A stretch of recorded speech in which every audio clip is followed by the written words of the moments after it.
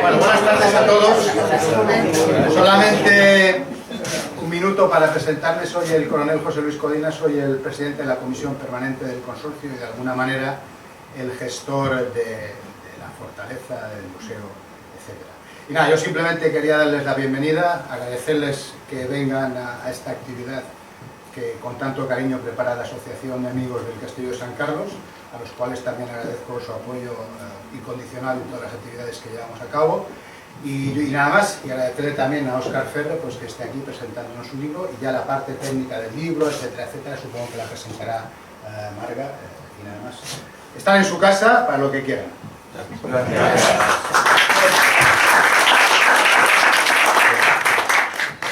Buenas tardes y muchas gracias por venir. Bienvenidos todos a la presentación del libro Rojo Atardecer en Kabul, de Óscar Ferre. Un agradecimiento especial al coronel José Luis Codina por su acogida y por dejarnos presentar el libro aquí. Esta es la cuarta presentación de este libro y cada vez estoy más convencida de que es necesario que hable poco, porque el autor tiene tantas cosas interesantes que contaros que mi intervención precisa de un recorte para decir solo lo importante. Así pues, y para conocer un poco más al autor, deciros que Óscar Ferre es un apasionado de la historia y la geografía a nivel local e internacional. Ha sido profesor de sistemas de reservas, turismo e inglés, además de agente de viajes y broker aéreo, trabajo que desarrolla en la actualidad con su propia compañía.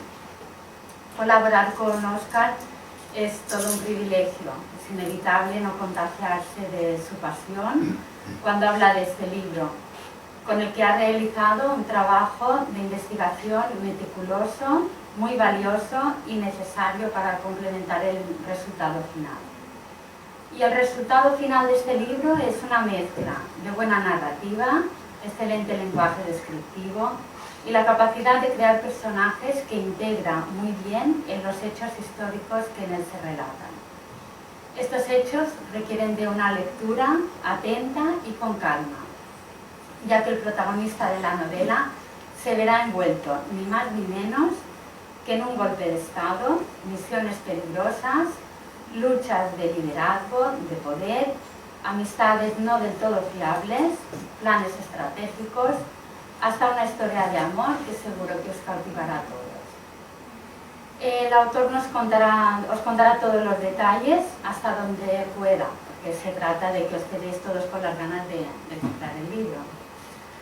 Pero os avanzo que, como dice el prólogo escrito por el periodista y doctor en historia Manuel Aguilera, la novela recoge fuentes históricas como el archivo Mitrokin, para dibujar una historia humana en un contexto tan interesante y desconocido como es la invasión soviética de Afganistán en el año 1979. En este caso, la ficción se ha utilizado como puente para transmitir la verdad. La verdad que tan necesario es desgranar siempre. Nada más por mi parte, os dejo con el autor, Óscar Ferre. Gracias.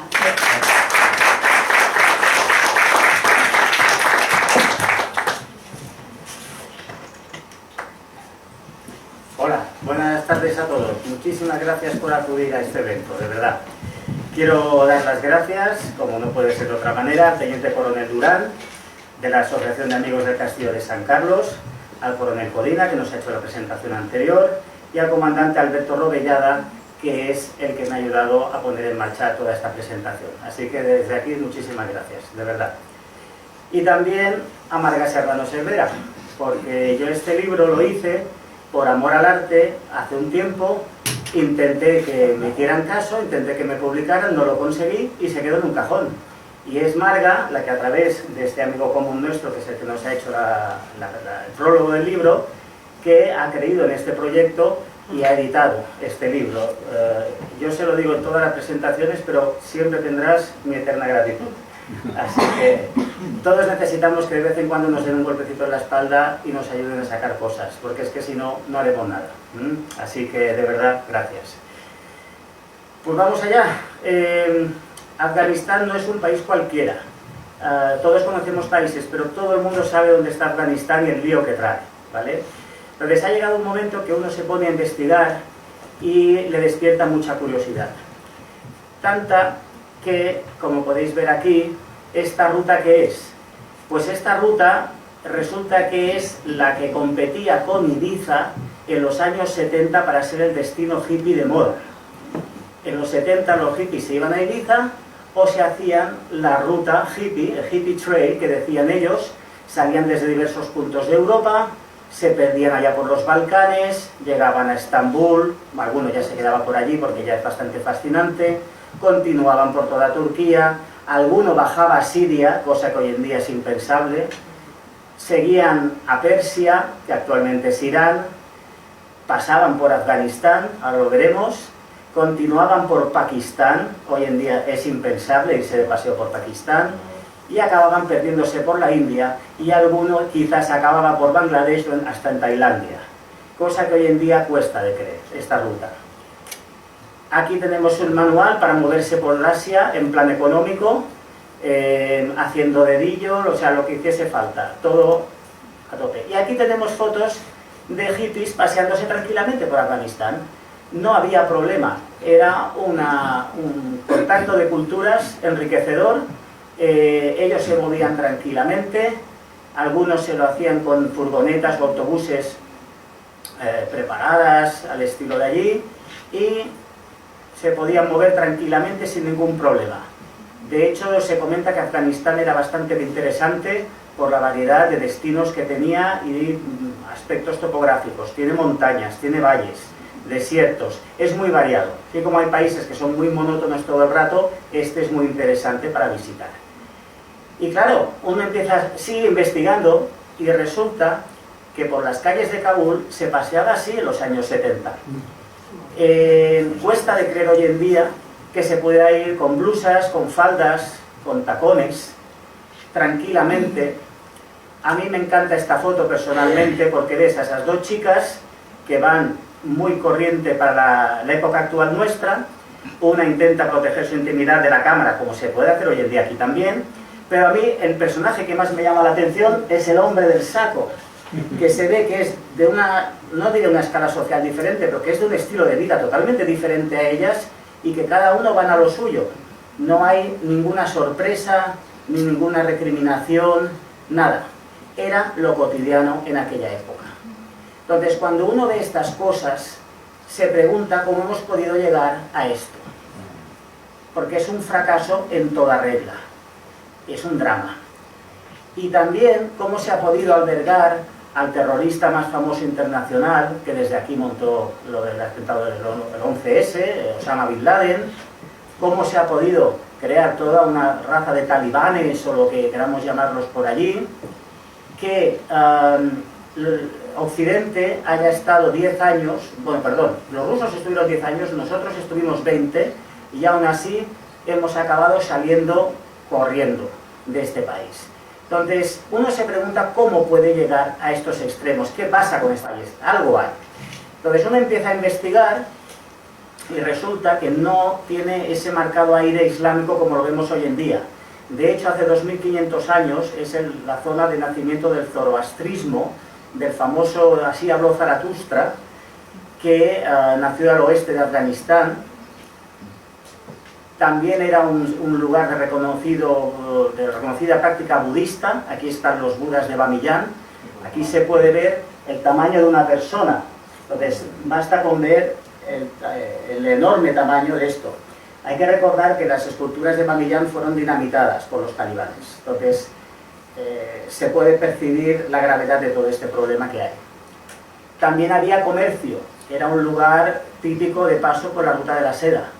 Desde Xi'an en China salían las caravanas con seda y con jade, y hasta Marco Polo pasó por Afganistán. Entonces, es muy interesante Afganistán. Todo el mundo ha pasado por Afganistán. Conquistas de todos los colores. Alejandro Magno pasó por allí y su imperio, pese a que es conocido que murió joven, duró 30 años. Esos 30 años han dejado huella. De hecho, los afganos son conocidos porque muchos tienen la piel blanca y los ojos azules o verdes, y se les han hecho análisis de genoma y se ha encontrado que son de origen europeo. También pasó por ahí Gengis Khan, que no dejó piedra sobre piedra. También pasó Tamerlán, que es el Gengis Khan de los uzbecos. Como curiosidad, esta imagen es que los soviéticos abrieron la tumba de Tamerlán en Samarcanda y enviaron los restos a Moscú, donde los mejores forenses reconstruyeron la cara en función de su cráneo, y todo indica que esta era la cara verdadera de Tamerlán. También pasaron los otomanos, en fin, nadie ha dejado de... todo el mundo ha pasado por allí. Yo voy dando saltos, pero esto es a nivel introductorio. Donde sí que nos vamos a detener es en el siglo XIX, donde hubo dos grandes imperios que pelearon por Afganistán, que eran los rusos y los ingleses. Los ingleses querían trazar una línea de occidente hacia oriente para llegar a su India británica, mientras los rusos lo que querían era lograr un acceso al mar Cálido, porque Rusia, tal como está muy encajonada, esto lo veremos más adelante en la presentación, y logrando un acceso a los mares cálidos, tenían acceso a rutas comerciales donde desplegar la armada, pero se adelantaron a este movimiento los ingleses. Los ingleses intentaron entrar en 3 ocasiones en Afganistán y las 3 perdieron. La mayor derrota que sufrieron es la de 1842, donde todo un contingente que estaba estacionado en Kabul, formado por 4.000 soldados y 8.000 funcionarios civiles con sus familias, estaban siendo asediados en Kabul, y el jefe de la guarnición decidió retirarse a Jalalabad, donde el contingente era mayor. Para pasar de Kabul a Jalalabad hay un desfiladero que es el de Hork, y allí les estaban esperando los pastunes. Les asediaron durante 4 días, y de estas 16.000 personas, solo un señor, que era un cirujano, llegó con vida a Jalalabad. Este hombre salvó la vida porque encontraron que no empuñaba un arma. El pobre tenía restos de metralla en el cráneo. Aún así le dijeron: queremos que llegues vivo a Jalalabad y que les informes de que no es que os hayáis perdido por la nieve, es que os hemos masacrado nosotros. Entonces, los pastunes son gente dura de tomar, o de pelar, como queramos. Y finalmente se averiguó que aún quedaban 120 mujeres y niños que los pastunes ofrecieron la liberación a cambio de monedas de oro. O sea, es la Edad Media, de verdad. Entonces, yo creo que si estas enseñanzas de lo que pasó con los británicos se hubiesen tenido en cuenta tanto en el libro como más posteriormente, igual nos hubiéramos ahorrado mucho sufrimiento, pero no se tuvo en cuenta. La cuestión es que los pastunes son los dueños y señores desde entonces de Afganistán, y aquí tenemos una primitiva imagen de su Loya Jirga, que es su consejo tribal. Los pastunes, gracias a esta expulsión de los británicos, controlaron su territorio, mantuvieron una independencia hasta entrar a se puede decir, hasta la invasión soviética. Lo que pasa es que, claro, una independencia muy a la suya, porque los pastunes es un pueblo de armas tomar, como ya hemos visto. hay que entender que, ya decía el Premio Nobel de Literatura Kipling, que el ser de toda Asia más salvaje, sucio e ignorante es el pastún afgano. Estamos hablando de gente que su virilidad es lo más importante para ellos. Y para ellos la virilidad se mide en la destreza del manejo de las armas, su capacidad de soportar el dolor y cómo protegen sus bienes. Y sus bienes incluyen sus mujeres. Porque no hemos de olvidar que es una sociedad hipermachista. Bueno, es que no hay palabras para... Una mujer la puedes utilizar para saldar una deuda que tengas con alguien. No tienen derecho a expresarse ni a tener propiedades. Las mujeres es total aniquilación cultural, humana, personal, como lo queramos ver. Pero esto es lo que había. La cuestión es que, aún así, pese a sus limitaciones culturales, porque no hay que olvidar que este pueblo no lleva muy bien el alfabetismo porque no tienen tradición de leer ni escribir. Entonces, ellos se basan todo en cultura oral. Pero aún así, el país fue avanzando y nos encontramos que, aquí tenemos un ejemplo de la distribución étnica de Afganistán. En gris tenemos, voy a utilizar esto, en gris está toda la zona de los pastunes. Luego hay otras tribus como los hazara. No hay que olvidar que los pastunes son de etnia suní y los hazaras son de etnia chií. Por lo tanto, aunque étnicamente sean iguales, la religión parte y por eso siempre hay matanzas y desastres. Luego están los tayikos. Los tayikos son muy bien valorados con los pastunes porque pese a que son de otro país como es Tayikistán, se instalan desde hace cientos de años en Afganistán, controlan muy bien y además son más organizados que los pastunes. Por lo tanto, si eres igual de violento que yo, pero encima eres más organizado, te respeto. Luego hay los baluchis, que son de aquí de Pakistán, pero esta imagen no corresponde del todo, porque es que los británicos seccionaron la etnia pastún y gran parte de los pastunes también pasan por Pakistán y llegan hasta el mar, ¿vale? Pero bueno, la cuestión es que aquí tenemos la distribución y nada más. No he encontrado más información de cómo se había degradado este país en estas circunstancias. Siempre que buscaba información era, y todo se fue al garete por la invasión soviética del 79. Me sabía poco, entonces seguí investigando y me encontré que había una cosa bastante especial, que era este señor. Este señor se llamaba Vasily Mitrokhin. Y este hombre era un agente de la KGB que su trabajo, digamos que lo había desarrollado de forma un tanto mediocre, había sido destinado al extranjero sin grandes resultados o incluso con grandes fallos operacionales y le habían enviado a la sección de archivos aquí a la Lubyanka, que era la sede de la KGB en Moscú. Y este hombre, trabajando allí, se dio cuenta del acoso sistemático que hacía la KGB, no solo de otros países o de rivales, enemigos de otros países, sino sobre la propia población soviética. Y es entonces cuando se le presentó una oportunidad, que era cuando se trasladaron de esta sede a esta de aquí. Esta es claramente stalinista, de otra época, y este es el Pentágono de la KGB, que no conocemos en general. Hemos oído todos hablar del Pentágono o Langley en Virginia, pero no es conocido. Esta es la sede de Yasenevo, que está a las afueras de Moscú y actualmente es la sede del SCR, que es el sucesor del KGB. Entonces, en este periodo de traslado de archivos, Vasily Mitrokhin cogía cada viernes un paquete de información, se lo metía en una carterita y se marchaba a casa. El fin de semana se dedicaba a transcribirlo con una máquina de escribir, porque no había fotocopias, lo escondía en el suelo de su casa de campo, en la dacha, y el lunes regresaba aquí y nadie se enteró. E hizo esta tarea durante 12 años, que se dice rápido. La cuestión, vuelvo aquí a Vasily, es que él no traicionó más a los suyos, o sea, que esto ya es un acto de clara traición, robar información, pero bueno. Cuando cayó la Unión Soviética, él se armó de valor, cogió un paquete de información pequeño, lo que le cabía en una cartera, y se fue a la embajada estadounidense en Lituania. Llamó a la puerta y les dijo: hola, soy del KGB y me he dedicado a copiar información.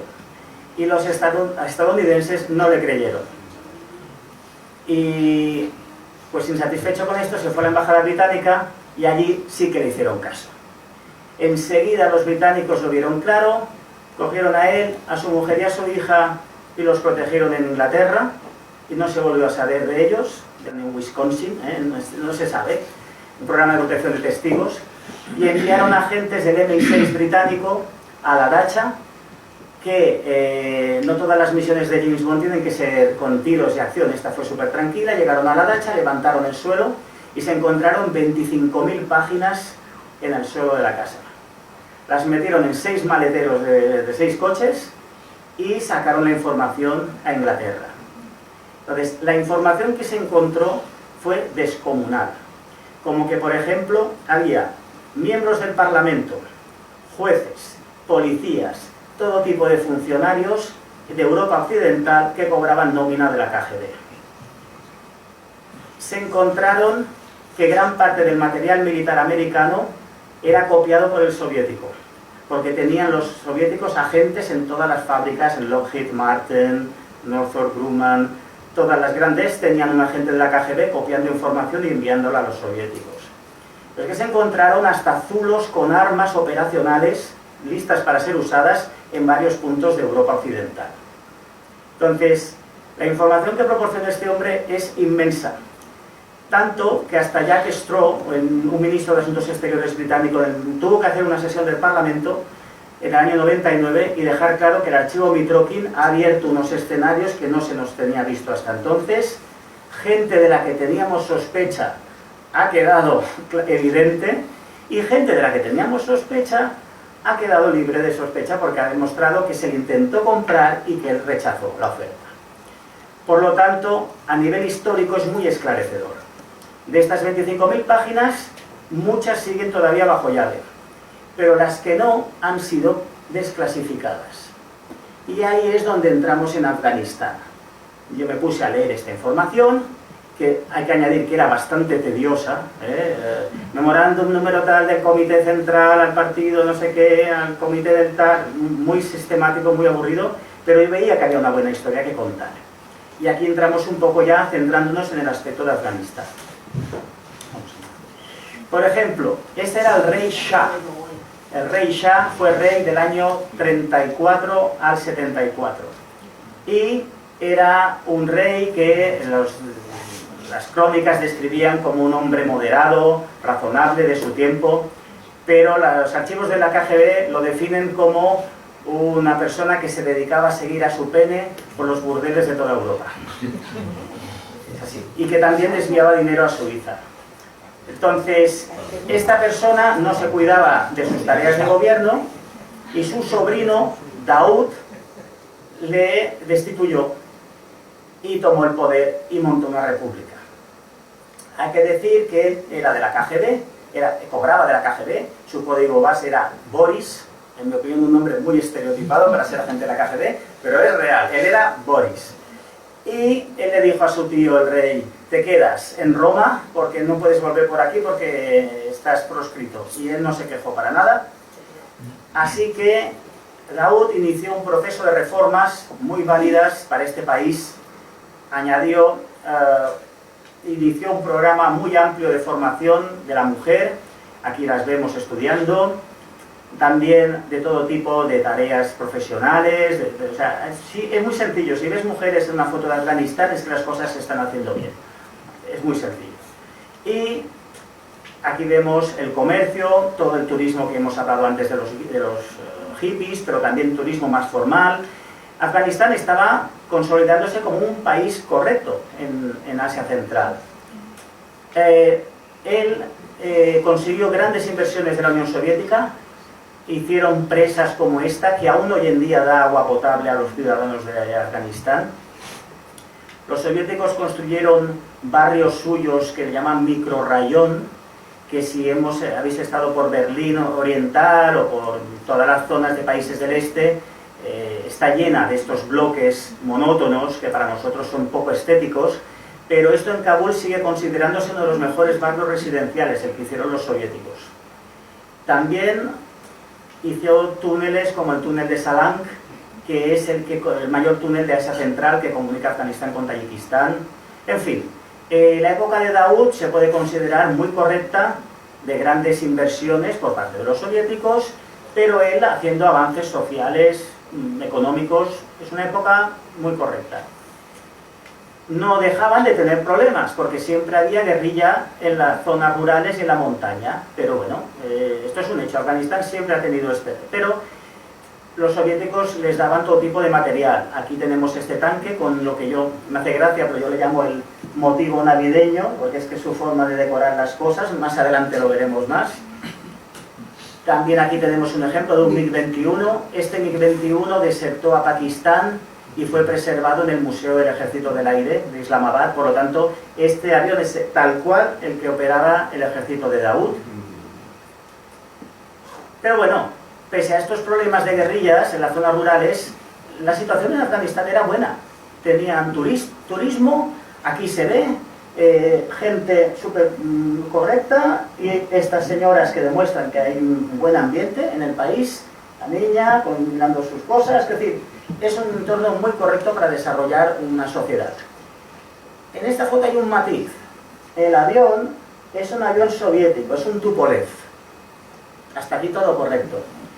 Pero la siguiente foto es de la inauguración del avión más grande de Ariana, que era la aerolínea afgana, pero es un avión americano, es un DC-10. Y esto sí que los soviéticos no te lo perdonan. No pueden haber estado invirtiendo en tu país lo que no está escrito y que tú comiences a irte con los americanos. Este ejemplo del avión fue la gota que colmó el vaso de la paciencia de los soviéticos. Y aquí comenzaron a cambiar las cosas. Y ahora saltamos al Kremlin. Este es Alexei Kosygin, que era el primer ministro de la Unión Soviética. Era un moderado, lo que se llama también una paloma. Era una persona que estaba más preocupado de que los soviéticos tuvieran alcance de cosas normales como son radios, televisores, coches. Él contaba un chiste, él mismo contaba un chiste allí en el Politburó, que era de que un ciudadano soviético le habían concedido un vale para un coche de aquí a 10 años. Y él se iba al funcionario que daba estos certificados y le decía: ¿el coche que me lo vais a dar de aquí 10 años, por la mañana o por la tarde? Y claro, el funcionario decía: ¿pero qué tiene que ver eso? Y es que se me ha roto el VC y el fontanero dice que vendrá de aquí 10 años por la mañana y es para coordinar que de aquí 10 años por la tarde me dice el coche. Así va toda la Unión Soviética. Claro, esta persona se daba cuenta de que los jefes estaban más entretenidos con otras cosas, pero que había otras prioridades que atender. Pero claro, se encontraba con gente como esta, Dmitry Ustinov, el mariscal de la Unión Soviética. Yo creo que esto lo dice todo, ¿no?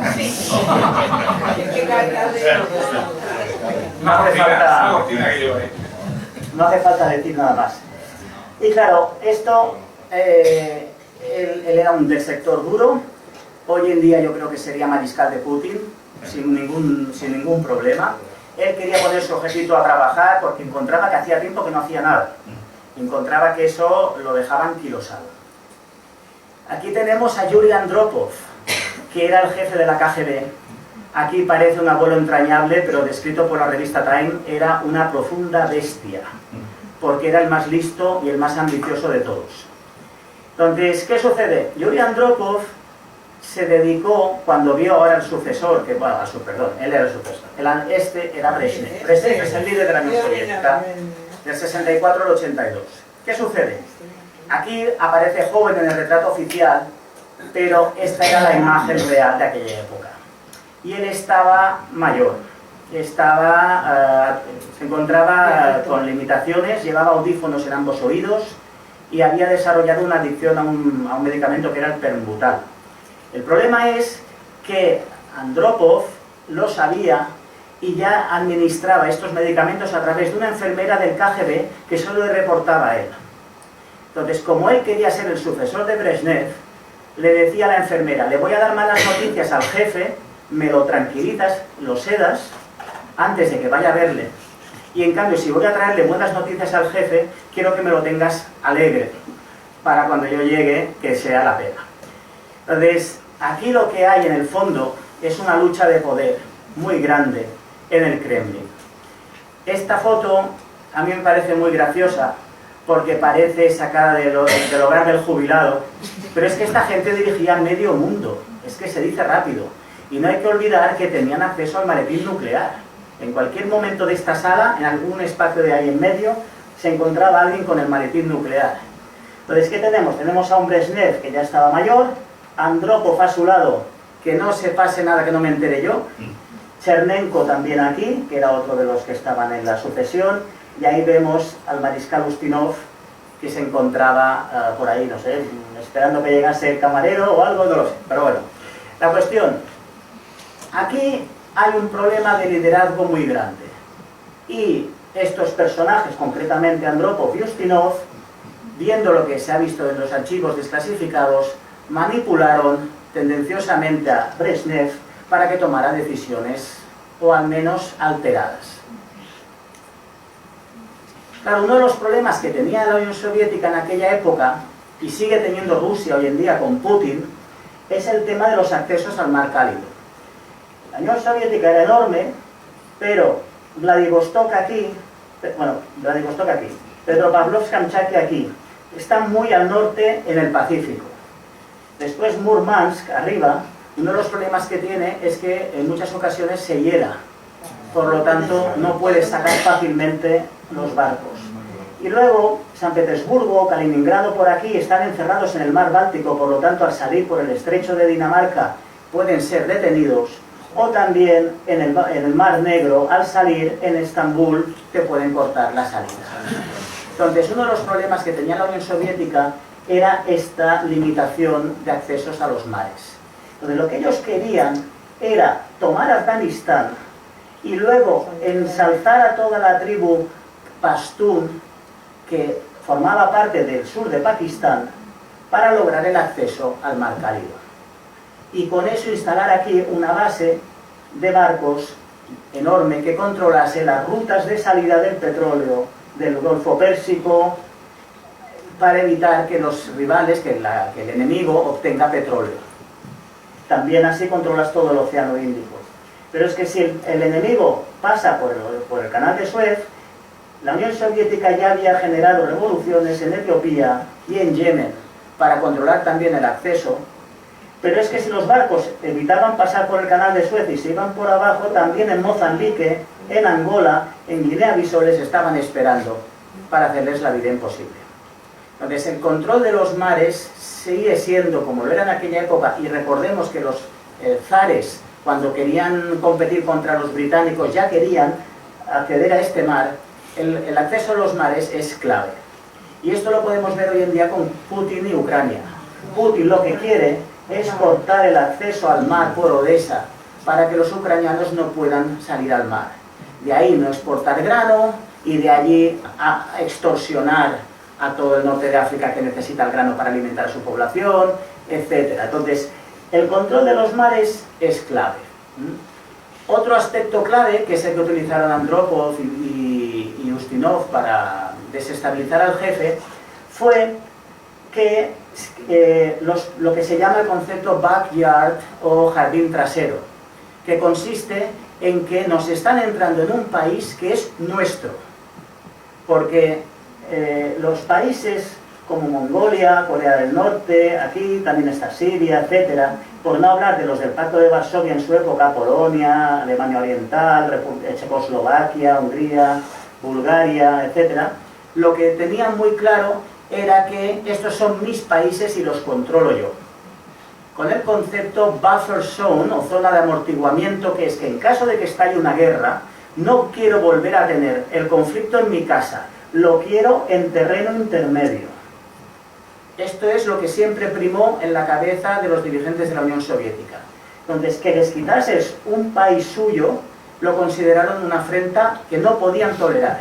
Pero no hay que olvidar que Daoud, el que hemos hablado que era primer ministro, comenzó a decir frases como: soy feliz cuando fumo mi tabaco americano y lo enciendo con cerillas soviéticas. Porque claro, Daoud decía, no quiero tener solo un socio, yo quiero llevarme bien con todo el mundo, pero esto los soviéticos no te lo iban a tolerar. Así que, ni corto ni perezoso, le organizaron un golpe de estado que cayó Daoud y le ejecutaron a él y a toda su familia, muy a la afgana. Aquí vemos los adornos esos de los que hablaba, que yo de verdad no entiendo cómo se dedican a adornar los tanques así, pero bueno. La cuestión es que este es el primer golpe de estado, que es el de Saúl, en abril del 78, y cae este gobierno de Daoud, y entra uno de lo peor de todo, que son Taraki y Amin. Taraki y Amin, para mí, yo les debo que el libro haya sido lo que es, porque es que eran tan desastre como personas que daba mucho sentido a escribir el libro, de verdad. Taraki se hacía llamar el poeta del pueblo, y él afirmaba haber estudiado en Estados Unidos en la universidad, cuando no había pisado Estados Unidos en toda su vida, para que veamos el estilo de personaje que era. Y cultivó mucho el culto a la personalidad. Aquí vemos a chicas desfilando con el emblema de Taraki, y se vio con Brezhnev. Aquí les vemos a los dos. Aquí este es Gromyko, el ministro de Asuntos Exteriores. Se movieron mucho, intentaron cambiar demasiado las cosas, y las cosas se desmadraron en Afganistán. Y este es Amin, que era el brazo derecho de Taraki, y era peor que el anterior, porque así como el anterior decía haber estado en Estados Unidos y no era verdad, este sí que había estado en Berkeley, en Estados Unidos, en la universidad, pero no había aprobado una sola asignatura en los 2 años que estuvo. Entonces, son personajes de la peor calaña. En mi opinión, la Unión Soviética fracasó al poner a gente de esta capacidad al frente de un país tan complejo como era este. Entonces, ¿qué sucede? Yo el libro lo novelo porque, insisto, lo del KGB es a veces súper tedioso, y cojo al protagonista, que es Alexander Berkov, que es un agente del GRU, que es de la inteligencia soviética, militar, que coordina con la KGB. Es que iremos aprendiendo en el libro un montón de cosas de cómo funcionan los servicios secretos rusos o soviéticos, y entra en contacto con el Ministerio de la Mujer. Aquí está la ministra de la Mujer, Anahita Ratsevat, que es una señora que murió en el 2014 en Alemania. Entonces aquí está con su equipo de asesoras, y él entra en contacto con ellas y se enamora de una de ellas. En fin, uno tiene que hacer la novela más atractiva, pero de verdad que hay tema para tratar aquí. Pero bueno, ya para ir terminando el asunto, se les desmadró todo. Aquí vemos manifestaciones de los obreros, los campesinos, que nos llevemos bien entre las diferentes culturas y etnias afganas.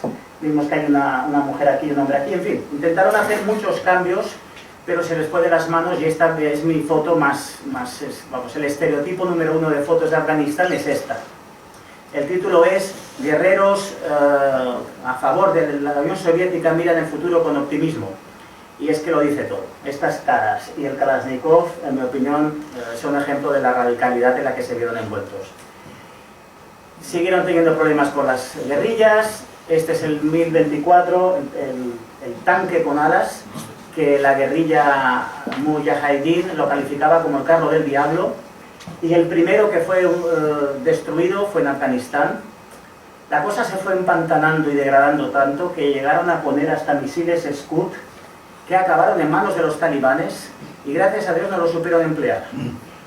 Entonces, sí, hay que calcular trayectorias balísticas, y hay que hacer una preparación, porque son de combustible líquido, y hay que prepararlo antes de sacarlo al aire, y no lo supieron emplear. Pero estos son supersónicos, y estos arrasan zonas. O sea, en fin, hay mucho que hablar de este país. Y la cosa se fue degradando. Aquí tenemos los Sarandoy, que son los guardias de la revolución, cada cual más radical, y hasta que acaba con la invasión soviética de Afganistán en el 79. Así que nada, no quería acabar el libro sin un rojo atardecer en Kabul, que no se diga que no cumplimos con lo que prometemos.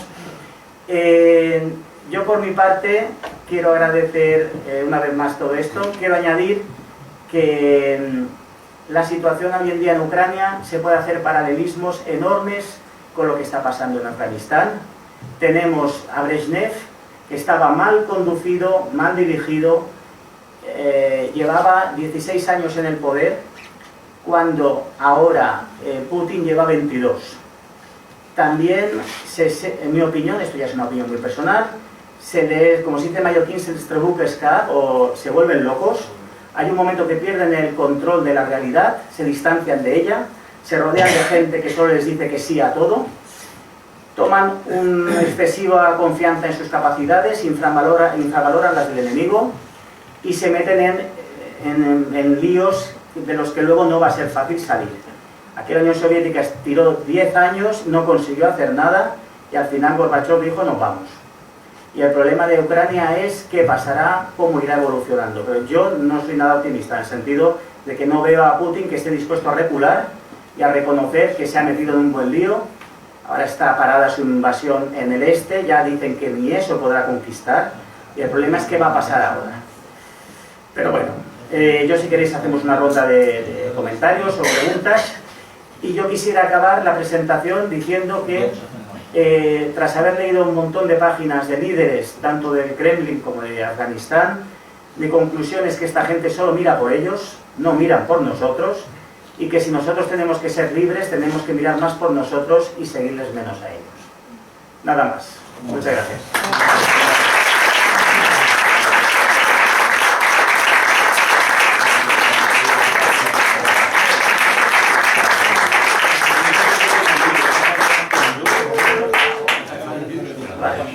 ¿Alguien tiene alguna pregunta, alguna cosa? Sí, yo tengo una pregunta. Es decir, todo el material que Vasily Mitrokin fue el MI6, se lo llevó, lo analizó y ha lo que ha desclasificado. ¿Dónde conseguiste, o sea, el acceso público a esa documentación, dónde está? ¿Dónde está? ¿En qué bibliotecas? ¿En qué foros? En la web de la CIA tienen una sección que es la Woodrow Wilson, que era un presidente de los Estados Unidos en la Primera Guerra Mundial, la Woodrow Wilson Foundation, que es todo tema relacionado con proyectos históricos, lo destinan allí. Y si está en el libro aparece, porque yo solicité al señor estadounidense que dirigía la Woodrow Wilson Foundation si puedo utilizar esto para hacer un libro, y me dijo sí. Me dijo, ¿no tienes dinero para hacernos una subvención o una...? No. O sea, enseguida que puede agarrar algo, pero bien. Solo me pidió que se referenciara que estaba allí y así aparece en el libro. Abajo aparece un texto donde está gracias a los archivos de la CWHIP, no sé qué. Y allí puedes encontrar no solo de Afganistán, de cualquier temática que quieras. Yo me he entretenido mirando de otros países y es abrumadora la cantidad de información que hay. Y luego la pregunta es, ¿y lo que no nos han contado? ¿Qué debe haber? Debe haber cosas interesantísimas, pero claro, no nos las han contado. De las que están publicadas sí que se pueden encontrar cosas muy interesantes. Así que... O sea, que los británicos le pasaron la información a los Estados Unidos. Estados Unidos y el MI6 y la CIA no creo que tengan ningún problema en trabajar conjuntamente. Seguro que alguno se guarda cosas del otro y viceversa, por si hace falta, pero que comparten información y es la razón por la que trabajo este libro. Así que es novela histórica porque hay que novelarlo para hacerlo más fácil de tragar, porque de verdad llegaba a ser muy tedioso, pero está todo basado en hechos reales. Y una pregunta que no tiene nada que ver con el libro, supongo. Sí, las últimas fotos que eran del año 78 todavía no parecía que hubiera empezado la represión bestial sobre las mujeres. ¿Cuándo fue ese cambio, más o menos cuándo se llevó a cabo? ¿Y por qué? Si se... Por supuesto. El problema es, las zonas rurales no llevaban el ritmo de Kabul. Esto es un hecho. Si tú vivías en el campo no podías ir con esas blusas y esos tacones que hemos visto anteriormente. Pero, aún así, el gobierno de Taraki Yamin intentó extenderlo por todo el país. Esa ministra que hemos visto intentó extenderlo por todo el país. Pero claro, el invadir físicamente generó un sentimiento de repulsa de lo de fuera y se mezcló, en mi opinión, dos cosas totalmente diferentes, que es que nos ocupen los soviéticos con que además los valores occidentales tampoco nos interesen. No, una cosa es que te invadan y otra cosa es que no te interese progresar como sociedad. Pero los radicales islámicos con mucho interés lo juntaron todo. Entonces, fueron diciendo que esas chicas que paseaban con tacones y faldas eran colaboradoras de los soviéticos. No tiene nada que ver. Se mezclan argumentos, pero la esencia es que el país podía ir, si no hubiera sido invadido, en mi opinión, y no hubieran puesto a esos dos cafres al frente del gobierno, como hemos visto antes, las cosas se hubieran hecho paulatinamente, no habría hecho falta la invasión, todo se habría llevado de otra manera. Pero claro, echaron leña al fuego, o intentaron apagar el fuego con gasolina, y se mezclaron todas las cosas. Pero se podría tener actualmente, si lo miramos con una posibilidad de otra forma, sería un Tayikistán o algo así, un país de esos que pasan desapercibidos, de los que no sabemos gran cosa, y no estaríamos haciendo esta presentación ahora. Es porque se han hecho las cosas muy mal y se han mezclado cosas. Sí. Yo quería preguntarle, siempre se habla de los intereses internacionales, digamos, secretos con respecto a Afganistán en el cultivo de la amapola. Siempre es una cosa que está, digamos, es un secreto a voces. En esa época ya el cultivo de amapola era tan importante, porque sigue siendo un país que incluso para usos médicos sigue siendo exportador de grandes cantidades de derivados de la amapola. ¿En esa época ya era tan importante? O sea, ¿era un factor social en la agricultura, en financiación del propio país, como lo ha llegado a ser más tarde? Yo en los archivos que leí no encontré grandes comentarios de este tema. Así de sencillo. En el libro casi no lo toco porque, como intento reflejar la realidad, si en los archivos sale, bueno, la realidad del archivo, pero si saliese mucho tema de opio lo hubiera tocado, y casi no lo toco porque es que no se hablaba mucho de ello. Lo que yo deduzco es que el campesino se ganaba la vida con el cereal habitual o no sé qué, y cuando las cosas fueron mal comenzó a cultivar amapola. Hay que añadir que tú produces, si puedes exportarlo, si sabes que no va a tener salida, igual no lo produces. No tengo referencias históricas en ese aspecto, y que es lo que tengo para dar. Gracias. ¿A ti? Sí. Una pregunta un poco más complicada. China está haciendo en el sur de Pakistán la base más grande del sur, lo sabes, tienes conocimiento. Sí. Ha comprado el país de Sri Lanka, no sé si lo saben la gente aquí. Sí. El puerto más grande del sudeste asiático lo ha comprado por 100 años, por los embargos que tiene y no poder pagar la deuda. Sí. China está acercándose mucho a la Unión Soviética, a la Federación Rusa, en la misma posición que estaba Brezhnev o la misma que quiere hacer Putin hasta ahora. Voy. Es un análisis de lo que tú has dicho con lo que la realidad actual del mundo. Dame un segundo y cogemos un mapa que nos ayudará a entender mejor las cosas. El puerto todavía no está acabado. Dicen que dentro de 2 años estará acabado. Es tan grande que ocupará todo lo que es el sudeste y África. Es que China tiene el mismo problema que la Unión Soviética o que Rusia.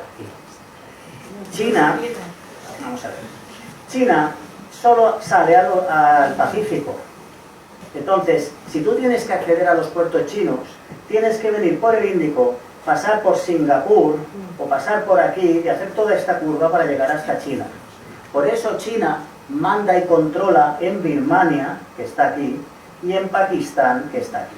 Y Sri Lanka también, ¿no? Sí, claro. Entonces, Ceilán, antiguo Ceilán. sí, estamos hablando de aquí. Sí. Entonces, si tú controlas estas salidas por aquí y por aquí, China las sacas al Índico y ganas más accesos al mar. Es la misma dinámica que estábamos hablando antes. Lo que lo haces de forma soft, suave, que no invadiendo.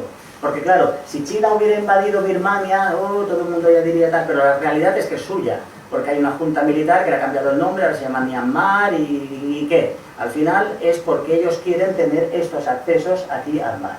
Y ahora las últimas noticias han sido que han comprado países de las Islas Salomón y cosas así. Entonces también intentan tener puertos por aquí.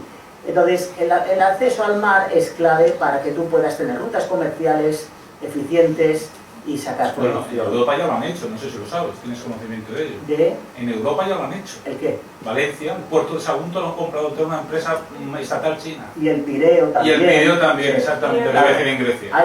Todo el mundo se intenta posicionar. Son empresas independientes, dicen, pero que pertenecen al gobierno chino, pero perfectamente, tú lo sabes perfectamente. Y el puerto de Sagunto, que España tuvo un conflicto con la Unión Europea por la venta directamente a una empresa estatal china. Y la siguiente ruta a explorar va a ser el Ártico, porque como ahora se descongela, cuando tú saques un producto por aquí vas a hacer que llegue aquí mucho más rápido que teniendo que hacer toda esta ruta o por aquí hasta aquí. Entonces ahora se está descongelando el Ártico, los rusos ya se están posicionando, Canadá, Estados Unidos, Noruega y Dinamarca, porque es dueña de Groenlandia. Entonces, la idea es que cuando tengas ahora un futuro flete, vaya por aquí mucho más rápido, porque claro, hay que entender que el mundo así es mucho más rápido llegar por el norte o por el polo que hacer el hemisferio por su distancia más amplia. Así que en resumen, las rutas marítimas son clave para un control del mundo efectivo, como lo es hoy en día el tema cibernético y lo que tú quieras, pero el tema marítimo es súper importante hoy en día. Ese es un paralelismo muy gracioso, pero disculpe. No, por favor. Es que el problema que tenemos ahora en el futuro es que China y Rusia hagan la pinza. Ese es el problema. Ese es el problema. Entonces, yo me hicieron una entrevista al Diario de Mallorca y yo le hice un comentario al periodista que yo le dije, es que igual vivimos ya la Tercera Guerra Mundial y no lo sabemos. Y no nos damos cuenta. Y él cogió el titular y dijo, vivimos la Tercera Guerra Mundial y no nos damos cuenta, ¿vale? Pero bueno, lo importante es salir, ¿no? Dice, pero yo dije, igual estamos, y él cogió lo que quiso. Pero a lo que vamos, quizás estamos quizás ya estamos en la Tercera Guerra Mundial. A ver, te pongo un ejemplo. Cuando Hitler invadió Polonia el 1 de septiembre del 39, ese día muy pocos se dieron cuenta de que había empezado la Segunda Guerra Mundial. Ni los mismos polacos, lo sabían. Yo creo que estaban preocupados de correr. Pero 2 días más tarde, Francia e Inglaterra declararon... Entonces, estamos en una posición como esos días, en que se ha agredido a un país, los otros empiezan a posicionarse en favor suyo y luego el castillo de naipes puede empezar a avanzar. El siguiente de la lista sería Moldavia, que también es candidato a recibir leña de Putin. Es decir, esto es fácil empezarlo, pero no cómo acabarlo. Entonces, estamos en época muy delicada. Yo no considero que es una guerra, como dices tú, guerra mundial. Es una guerra mundial económica, desde hace muchos años. Bueno, no sé sí, pero vamos a ver, económica está, bueno, de hecho Rusia se ha juntado con Venezuela, que sabes que tiene un problemazo. Ahora los americanos han comprado petróleo a Venezuela, porque ya no lo pueden exportar, y hay un conflicto impresionante, porque creo que son 6 bases que ha pedido Rusia para apoyar a Venezuela, y encima de los venezolanos le están comprando a los americanos, vendiendo a los americanos, y los rusos no lo ven bien, ¿sabes? Que hay un conflicto ahí en medio impresionante. Si es un posicionamiento, vamos a ver, como la Primera y la Segunda Guerra Mundial, un posicionamiento europeo, ya no estamos hablando de un tablero solamente, estamos hablando de un tablero contextual de todo el mundo, que es mucho más complicado. La Guerra Mundial fue por influencias o ataques directamente a países, y en zonas muy... Vamos a ver, Estados Unidos no fue atacada, pero ya estaba para preparar. O por ejemplo, América del Sur no intervino en la Segunda Guerra Mundial, solamente mandaron tropas. En mi opinión, se ha iniciado la Tercera Guerra Mundial en el momento que han entrado con tanques en un país que intentaba estar allí, en teoría ser libre para decidir quiénes. Es que Rusia es el mismo posicionamiento que hizo Afganistán en su tiempo. El paralelismo que tú has hecho Ucrania con Afganistán, por eso lo hago. Es el mismo paralelismo. Me ha chocado mucho, me ha gustado mucho. Putin lamentablemente me ayuda a promocionar el libro. Seguramente, indirectamente, pero seguramente. Lamentablemente es así. Sí, ¿no? Pero es lo que hay. Yo veo muchísimos paralelismos y lo veo así como... Habrá que leer el libro. Gracias. Yo por mi parte. Gracias. Bueno, pues muchas gracias por venir a todos, y si queréis adquirir el libro podéis comprarlo fuera. Gracias por venir. Gracias.